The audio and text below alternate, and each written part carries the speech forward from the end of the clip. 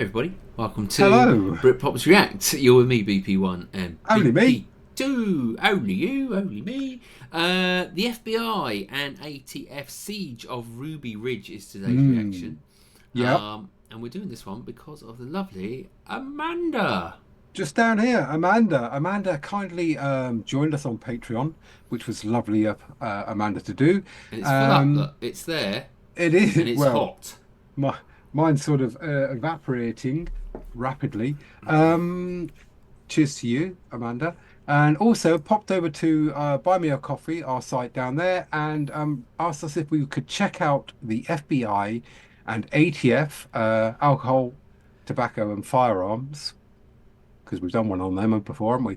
The Siege of Ruby Ridge. It was the site of a siege of a cabin occupied by the Weaver family in Boundary County, Idaho, August 1992. So kind of, it's in the back of my mind somewhere. I mean, we got another one that she's after for, sort of Waco as well. Let's roll VT, mate, see what's going on here. Yeah, I would have been 10. 1992. Chaos erupts in the mountaintops of Idaho as federal agents surround a Special Forces veteran and his family. Units within the ATF, the U.S. Marshals Special Operations, and the FBI's elite hostage rescue team moved in and launched a tactical assault, leading to a disastrous 10-day siege that would forever go down in American infamy. And by the time it was all over, blood would be spilled and the truth would be revealed on the foothills of Ruby Ridge. Dramatic. Setting the scene.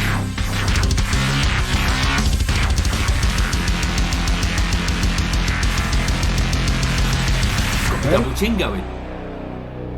Goodness me. In 1968, 20-year-old Iowa native Randy Weaver enlists in the United States Army during the height of the Vietnam War, serving as a Special Forces Green Beret out of Fort Bragg, North Carolina. And by the summer of 1970, Randy returned to his hometown and would meet his future wife, Vicki Jordanson, while they're on leave. The two wed 1 month after Randy was honorably discharged from the United States Army. And after a short stint at university, Randy dropped out of college and started working at a local John Deere factory, earning a fairly large salary at the time. But soon the couple would begin to harbor more fundamentalist beliefs, believing that the end times were becoming imminent. Subsequently, after reading Hal Lindsey's best-selling book, The Late Great Planet Earth, and soon after, Vicki began having visions of her family surviving a post-apocalyptic world.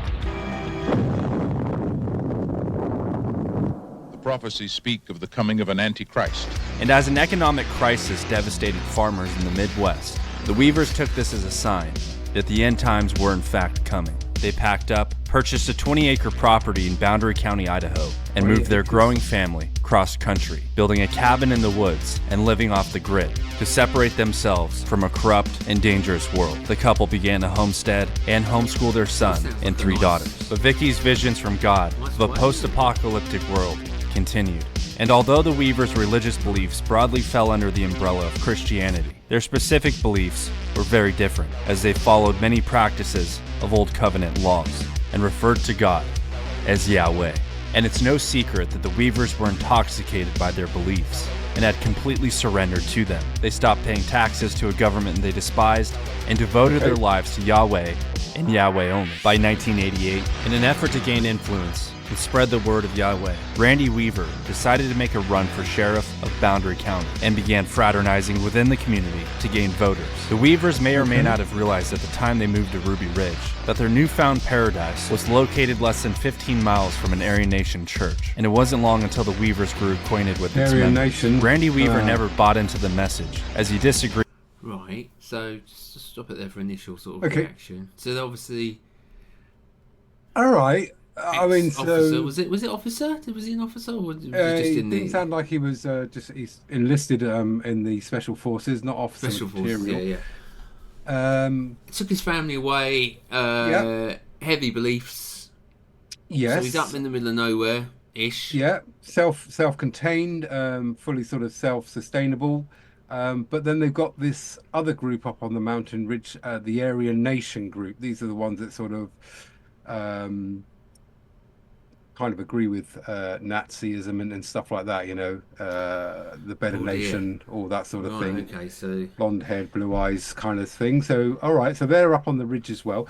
I don't mind these kind of videos. Just the music is a bit tad too much, isn't it? You know, just let it sit in the background or drop it in and out, because all I got is like double kick drums going off in my head. Yeah, a little bit too loud on the music, but you know, yeah, I get it. It's getting on, yeah. But again, all these sort of, you know, these cults believing in something and then just taking it to the extreme is the scary part. But you know, all different things out there for different people. All right, so he tried to run for sheriff of the county as well. So let's see where we go next. See how we got on with that. Agreed with the group, even refusing to join. But he did, however, continue to frequent the compound, as its members equally hated the government, were organized doomsday preppers, and potential voters for his run for sheriff. The leader of the compound, Richard Butler, held a gathering every summer where a bunch of racist-ass dipshits hung out, and they all shared one immediate goal: to declare war against the United States. Splinter groups would often return home from this event, ever so inspired to act upon this goal, and law enforcement personnel made it a priority to find out who's there, what they're doing, and what they're going to do next. And instead of doing what they should have done, which is going full Inglourious Bastards on the compound, the ATF deployed an informant into the compound. The informant approached Randy Weaver, telling him that he wants to move to the area permanently, but was struggling financially and looking for income. And by the time the conversation was over, Randy Weaver agreed to saw off some shotguns, and the informant pointed out exactly where to cut the barrels. And just like that, after one conversation with an ATF agent, Randy Weaver committed a federal offense. Right. I see. By January of 1991, the ATF confronted Randy Weaver, informing him of the crimes he committed, and issued him two options. He could either help them by becoming an informant himself or suffer the consequences in jail, and Randy Weaver refused and put up his property on Ruby Ridge to post bail, and he was issued a court date of February 19th. However, the court date was changed to the following day, and by clerical error, pre-trial staffers sent Randy Weaver a letter incorrectly citing the date as March 20th, and as a result, Randy missed the hearing and a warrant was issued for his arrest. And because the case was federal, the U.S. Marshal Service were directed to serve it. Cooler heads initially prevailed, as U.S. Marshals allowed Randy Weaver the opportunity to show up in court on March 20th, recognizing the mistake. But on March 14th, the U.S. Attorney's Office sought a grand jury indictment for Weaver's failure to appear. And between the ineptitude of the courts and a premature indictment superseding the Marshal's discretion, Randy Weaver believed he had no chance of a fair trial, and he refused to put his fate into the hands of the government. And by March of 1991, the Weaver family bunkered down and refrained from leaving the property in an effort to avoid Randy's arrest. Days turned to weeks, and weeks turned to months. And as the months had passed, U.S. Marshals grew impatient, as their main objective to grab Randy without incident turned into a political circus. They began to reassess the situation entirely, formulating a threat assessment, classifying Randy Weaver as a dangerous former Special Forces Green Beret turned isolationist, living off the grid with a booby-trapped house and a psychotic wife who claims to have visions from God. The Marshals made the Weavers look more like outcasts than a family. Yeah, made it and sound 17 more like months Randy. later, in September of 1992, the media caught wind of the story of a family of white separatists refusing to be taken alive by authorities in Idaho, and a federal judge ordered authorities to go in and get them. A special operations unit within the U.S. Marshal Service planted surveillance cameras outside the Weaver cabin. The tapes captured the Weaver's activity, and the Marshals became well aware of his wife, children, and friend Kevin Harris, notating that the adults were frequently armed. And on August 21st, two six-man teams of U.S. Marshals wearing Whelan camo BDUs approached the Weaver property when they were spotted by Randy's dog, Stryker. 14-year-old Sam Weaver and Randy's friend Kevin Harris rushed toward the barking dog to investigate, and Stryker was shot and killed. And Sam, believing strangers on his property had just killed his dog, opened fire on the men. The Marshals fired back tenfold, and over 20 rounds cracked and echoed through the valley. 14-year-old Sam Weaver was killed, as was U.S. Marshal William Deegan. Word reached back to D.C., but there was little mention of the boy. It was related that a federal agent was killed in a shootout with the Weavers. and no further information was released to the public. And because a federal agent lost his life, the FBI took over, and its elite hostage rescue team responded to Ruby Ridge under the impression that they were entering a stale firefight, and by doing so, they adopted heinous rules of engagement to kill any armed adults on site. Don't mind him. And on August 22nd, Randy and Kevin Harris were walking out of the cabin to visit Sam's body one last time. As they stepped out, a shot rang out, and Randy Weaver fell to the ground as he was struck in the shoulder by an FBI HRT sniper. As the men ran back into the cabin, Vicky stepped out to see what was going on, and while holding her 10-month-old infant, Vicky was struck in the head by the same FBI sniper. And to really understand the totality of the situation, it's important to keep in mind the Weavers didn't even have a phone to speak with negotiators. They had no television to watch the news. Holy schmoly. That's quite, that's quite an escalation there, isn't it? Well, if there was ever something that was called gun-ho, that is it, isn't it? Yeah. That escalated rather quickly there. And again, you know, a lot of troops on the ground and not much sort of negotiation going on. Well, outside, you know, the building itself. And as he says, he's got no phone, no means of communication. So you're waiting for the guy to come out with a bullhorn and so sort of say, Randy, come on out, we got you surrounded kind of thing. But it didn't even get to that, did it? Well, no, they shot him in the shoulder and then his wife comes out and they shoot her in the head. I mean, well, come on. After the 14-year-old boy was shot dead. After the I mean... obviously, some serious failings here, surely. Yeah, and again, we're just seeing one side of this story being given to us by this guy. Yeah. So you know, don't know how much he's left out or left in. What I did pick up on is Randy Weaver's "Just Say No to Dog" Zog shirt. Sorry, not dog. That was the dog that got shot. Did you see his shirt? Just say no to Zog. I saw some sort of logo. I quickly had a look, mate. The amount of things that come back. Randy Weaver, just say no to Zog t-shirts on Limo Tees, Sainsbury's. Official, just say no to Zog. So they're all sort of under the Randy Weaver name. So Zog stands for white supremacist acronym for Zionist occupied government, which reflects the common white supremacist belief that the US government is all out for themselves, basically. So that's what it meant. The government is controlled by Jews, apparently. So white supremacists, smash Zog, kill Zog, or death to Zog were their slogans. Right. Well, you learn something new every day. All right. So yeah, as I say, it's escalated quickly. So now we've got the HTF there, hostage HRT. Well, you might need some HRT. Yeah.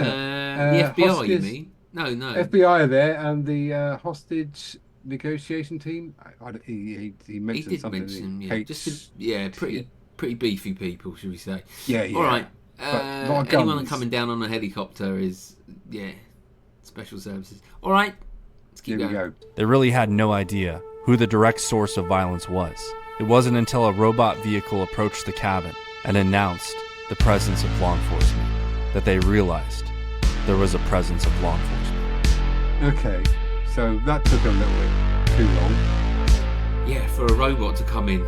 In 1991, it must have been really bad by then. Yeah. The feds slowly moved in and surrounded the cabin, discovering Sam's body for the first time. The report of this finding was quickly picked up by the media, and the narrative began to shift, and the public was outraged over the death of Samuel Weaver. Protesters gathered en masse and demanded to know what was really going on at Ruby Ridge. Are you proud of yourself? Are you proud of yourself? Meanwhile, FBI negotiators outside of the cabin barked through a bullhorn, ordering Randy Weaver to surrender. And the teams were so unorganized that negotiators weren't even briefed that Vicky Weaver was killed, and addressed her multiple times through the bullhorn, asking for her compliance, which only infuriated Randy Weaver, who believed the men were actively mocking him. And the 400 federal agents staged outside the perimeter of the cabin dubbed the area Camp Vicky, even hollering that they made blueberry pancakes for her and they'd be waiting outside, as her grieving daughter Sarah Weaver still wept beside her mother. The shit show negotiations would continue until one of Randy Weaver's old Green Beret friends, James Greitz, volunteered to walk into the cabin. Federal agents obliged him, and after Greitz greeted Randy and entered the cabin, he was in disbelief that Vicky was killed by federal agents. He left the cabin and returned with a body bag. Federal agents were stunned, as the majority on the ground had no idea that their own HRT snipers had shot and killed Vicky Weaver. On the 10th day of the standoff, Kevin Harris, Randy Weaver and his children walked out of the cabin with James Greitz. Both Kevin and Randy surrendered.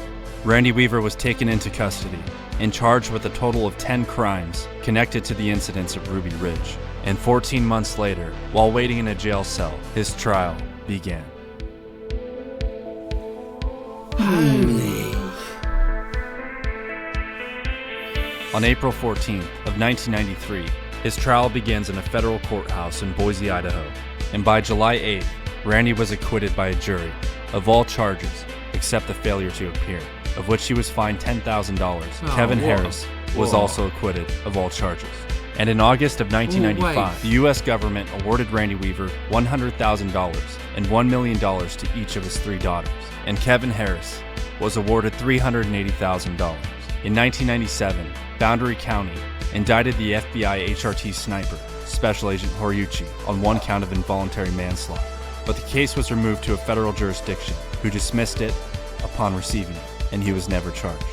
You don't have to agree with the Weavers or their lifestyle to understand that what happened to them was incredibly wrong. This lady here was my wife of almost 20 years. She was a very intelligent lady. The best mother I knew, the best wife I knew. You don't forget that stuff.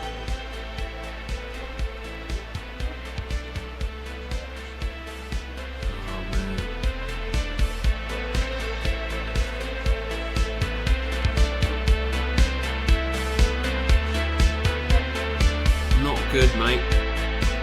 No, just shows how Wow. quickly something can sort of escalate to a shit show very quickly if the command and control isn't in place and communication is not Absolutely. good. Hey guys, you know. if you enjoyed this video, be sure to hit that Yeah, that so was that's- Popo Medic. Yeah, Shout out to him for putting that together. nicely done.